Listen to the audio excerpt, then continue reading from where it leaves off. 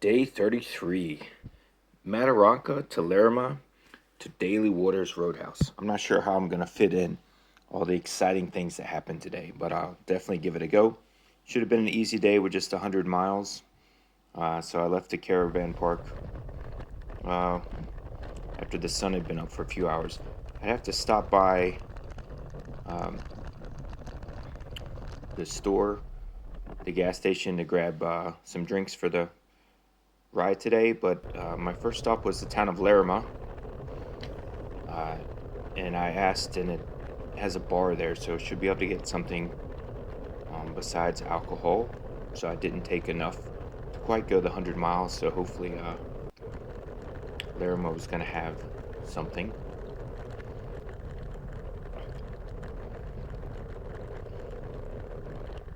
But Larrimah is the town I'm riding to, and it's a unique story because there are only about a dozen people living there when one of them went missing, and here I'm already in the town of Larrimah. Paddy went missing. This is Paddy's house that you're looking at over your left here.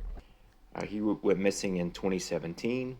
Nobody knows what happens. There's a famous sign that he had about how the pies in Larrimah, the best pies, are at the hotel. And right across the street is Fran's place. So Fran made pies. That's how she made her money. So Paddy across the street had a sign saying that Fran's didn't have the best pies. They were down at the hotel. There's the famous phone booth. 6:31 and 6:32 p.m. Owen made a phone call out of that booth. And Paddy was last seen leaving the Pink Panther Hotel around 6:30 back in 2017. I think it was in December 16th, December 17th. So here I am headed over to the hotel.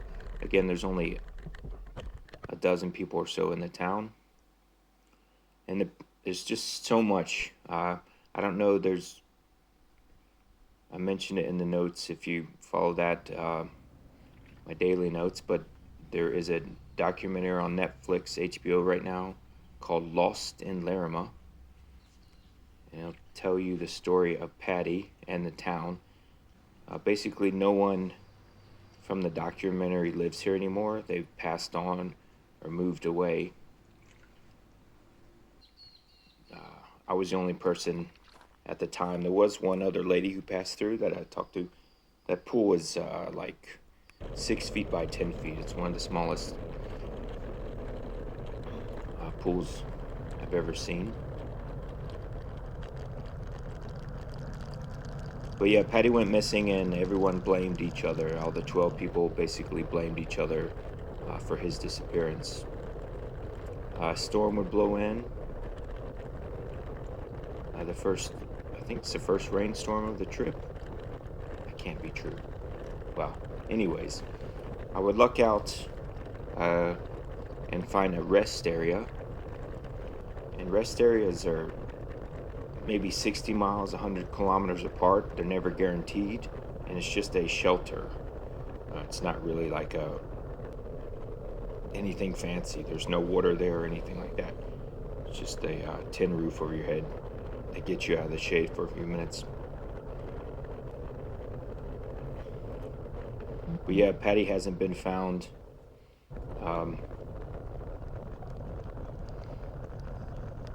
They could find no evidence. It's almost like he was taken out of town.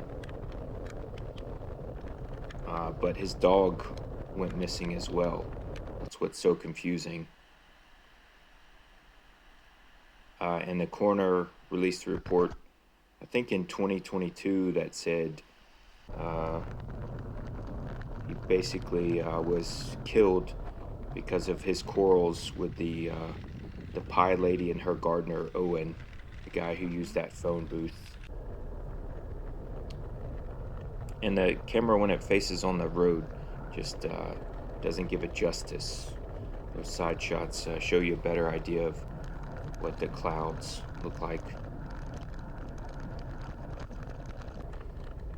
But hopefully I didn't do a great job of telling you about Larrimah, but hopefully you'll have the chance to read up on it. It's an interesting story. of a small town of 12 people, and how one of them went missing. So I'm here in Daly Waters Roadhouse. And the word of the day today is donga. Donga. So what you're looking at to your right and to your left, those are dongas. So it's just kind of like a prefabbed shelter that they can move around that you can live in. Just make sure you don't say donger. They're dongas. It's a little apartment trailer shed building that you can sleep in.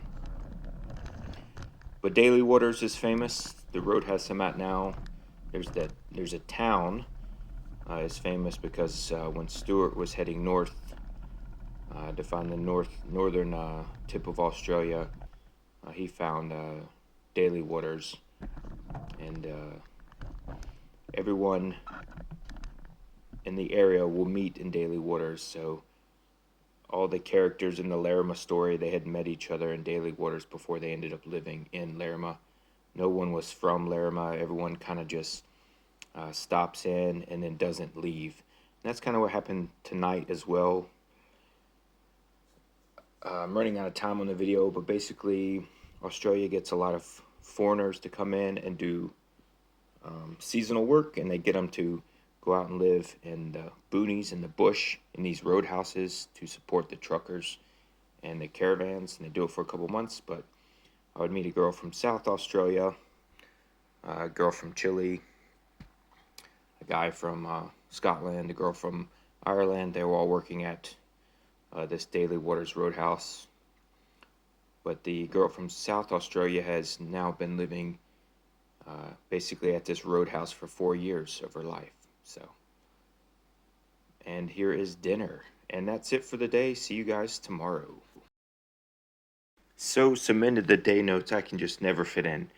Larrimah is famous during World War II because a guy who owned a couple other bars decided to put one at the end of the train line, and they were trying to build to meet the train tracks coming in from the south to the train tracks coming in from the north. So he put a pub, which was actually 8 kilometers south of Larrimah, but they got bogged down in the marshy land and ended up moving the pub and the end of the train line 8 kilometers up. So trucks would transport, and then they would put the trucks contents onto the train, and then they would head north to Darwin. So that's why Larrimah is there. During World War II, 350,000 troops came through there. So all north of there are a lot of World War II camps where they would house these soldiers. And another unique thing I liked about Larrimah, there's no longer a petrol fuel station, but at one point in time, there were 3 in this very small town. Paddy actually, his home is an old fuel station, petrol station, but they would take the prices so low, they would compete so low against each other. It was actually some of the, if not the cheapest, but fuel around. So people would come for hundreds of miles just to get the fuel in Larrimah. And at nighttime, they would sabotage each other, erasing prices and doing all this kind of stuff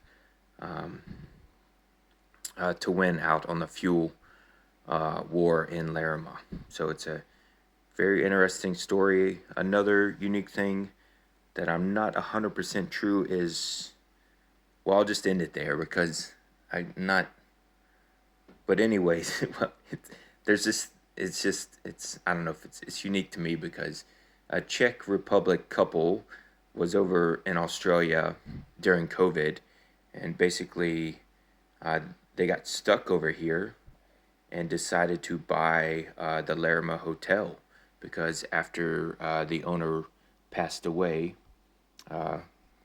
it was available. So they bought it, and then they had a child, and he was the first person born in Larrimah in the last 40 years. But when I visited, they weren't there. I didn't ask about them because I figured that's all people would ever ask about the town of Larrimah. But I talked to Steve, who was running the place temporarily. He's from Tennant Creek, He kind of told me the history, told me about the telegraph coming through further south,